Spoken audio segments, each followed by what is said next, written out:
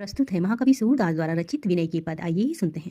अभिगत गति कछु कहते न आवे, जो गूंगे मीठे फल को रस अंतरगत ही भावे। परम स्वाद सब ही जो निरंतर अमित दोष उपजावे। मन वाणी को अगम अगोचर सो जाने जो पावे। रूप रेख गुण जाति जुगति बिनु निरालंब कित धावे।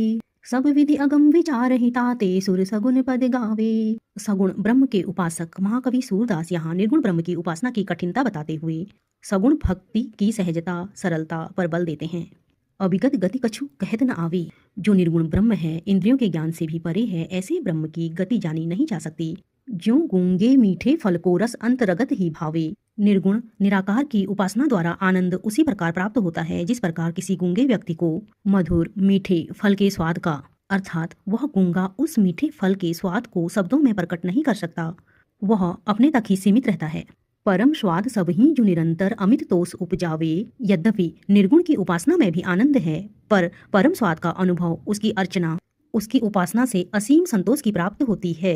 मन वाणी को अगम अगोचर सो जाने जो पावे। पर निर्गुण मन वाणी का विषय नहीं हो सकता है, वह अगम्य है, अगोचर है, उसका पार पा जाना सबके लिए संभव नहीं है।